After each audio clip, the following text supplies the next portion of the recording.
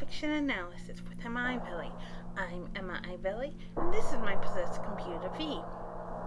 V. Timestamp it. Go here if you want to skip to the actual reading. It's time for Halloween, scaly stuff, and scaly things, and scaly! It's not a weird gender-bent version of Dipper's hat. It's a hat that Mabel wore during Seuss's date in the episode Seuss and the Little Girl. Though oddly enough, it does look like a girl version of Dipper's hat. It is. Gravity Falls fandom for you! Okay, like I said, Halloween time. It's time for spooky stuff, and okay, I'm gonna come out on this. I honestly don't like horror. At least an XKCD strip actually sums up my feelings well. I love watching bad things happen to people while feeling afraid. I do like some horror stuff, like some anime, some movies, some TV shows, but I especially love Gravity Falls. I also figured covering a spooky Gravity Falls fanfic, yeah, that would make for a good Halloween episode.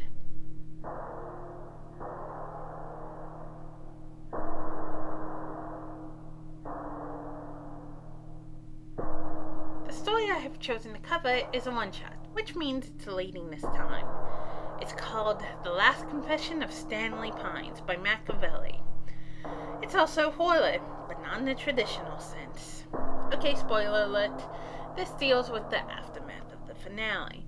So if you haven't seen it yet, stop this video and go watch it. But if you have, or you don't care about spoilers, keep watching. So, let's get down to the leading. The Last Confession of Stanley Pines. So, I don't know who's going to be leading this letter if it ever gets led. Not by Ford. I'm only writing this to get something out of my system. And I just know he's gonna make a big deal out of nothing if he ever finds out about it. Probably make me go to a doctor or whatever. And there's no way I'm shelling out money for some shrink. You know what I call a psychology degree? A ballpoint pen, some glue, and $5 worth of photocopies at Kinko's. Heh. Those lubes at the APA never knew what hit them. To make sure he doesn't read this, I'm putting this in the one place I know he'll never look. My safe deposit box at the Gravity Falls First Savings and Loan. My brother might be a genius, but he'll never think to check the obvious. And even if he does, he'll have to make it past the self-destruct device I've put in here to keep the IRS from seizing my financial records. Which reminds me, whoever you are, make sure to burn this after you're done with it, or eat it. I guess. I'm not picky. Anyway, if I had to guess, I figure it's probably Dipper or Mabel who will be leading this. In that case, you remember all the junk that went down with Bill and the Weird Mageddon. Better than I do, even. You know about me getting mind erased to delete the little schmuck. Then how I got my memory back over the next couple days. All of them. Even the stuff that wasn't in Mabel's little dinky scrapbook. Even the stuff I don't want to remember. Mom and Dad, the Jersey Shore, both growing up there, and the TV show. The boxing lessons, the scams, the jail time. The 2-for-1 deals at that one buffet place down by the turnpike. It's all there, which is kind of the problem, actually. Okay, problem is way too strong of a word. I want you to understand, this isn't a big deal or anything. It's completely under control. There's nothing to worry about, got it? It's not that I've forgotten anything, my memory's fine. Like I said, it's all there. Here's the trick though. Lately, I've been remembering more. More than my own memories. Thing is, if I'm Sam Pines, then why do I remember being born in a two-dimensional pocket reality? How do I even know what a two-dimensional pocket reality is? But there it is anyway. I remember growing up as a low-caste mimic parasite in a dreary, flat little world among creatures without even the slightest bit of death. Okay, so maybe a little like New Jersey. I remember the first time I got a glimpse of something new, something larger and grander than the flat, tiny little worldview I've been taught. I remember bursting free from the plane, shattering that tired reality behind me.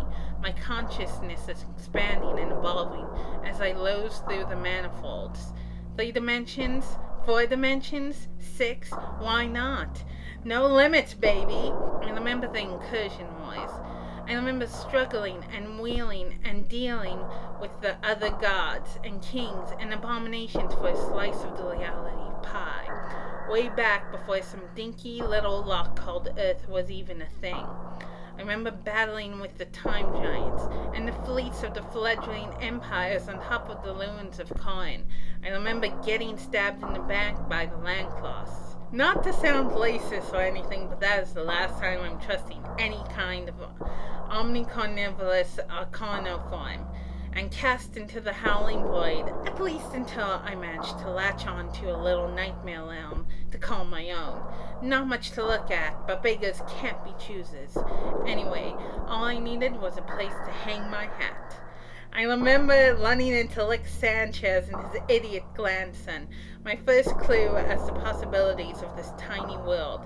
I remember prowling at the edges, leeching through in places where the walls between realities were weak, spending millennia whispering in dreams, cutting deals, building alliances, planting the seeds of greater things.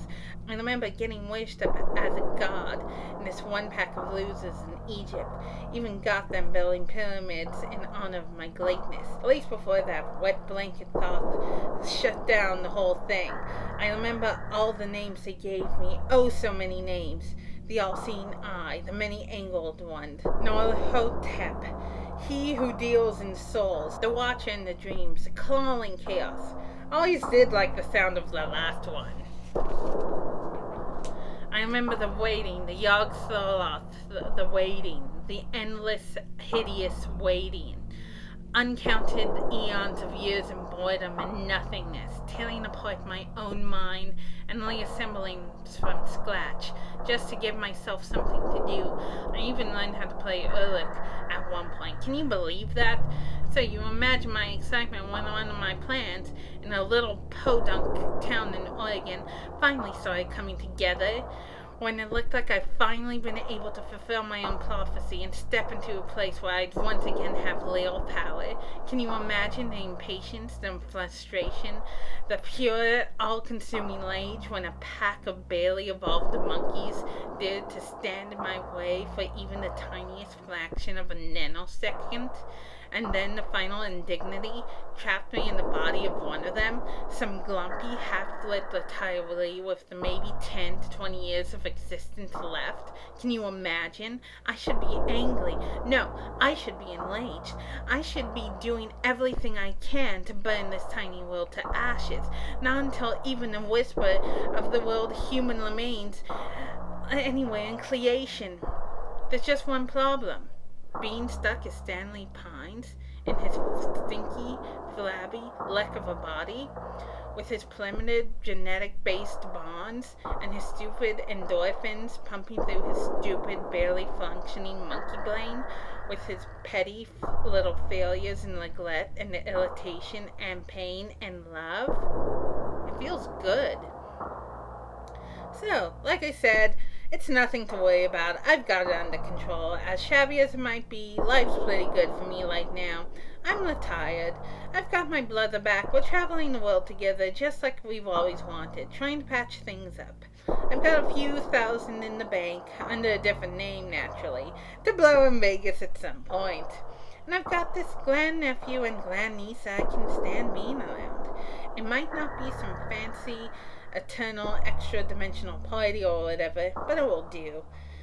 Because I guess there's one thing me and the one-eyed flake might have in common. After all this time we spend on the road, after all the scams and drama and dreams that never amounted to much, we could probably do for a little peace.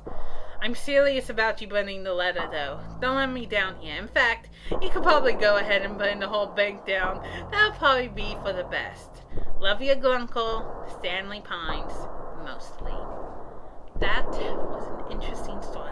I love how creepy it was as it slowly went from Stan's voice to Bill's voice. Hearing about Bill's past and his goals, and then switching back to Stan's voice.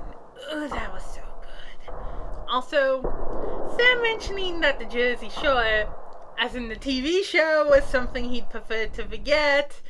It was a small joke, but it made me laugh a lot. Also, nice use of bringing up Rick and Morty.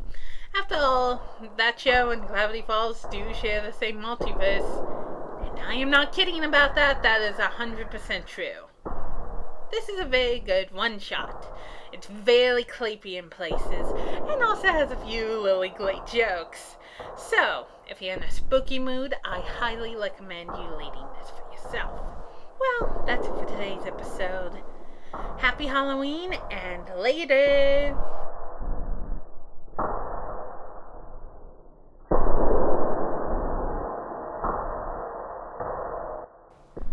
Remember to leave a like, share, subscribe, and hit the bell icon. Also, support me on Patreon. The link is in the description.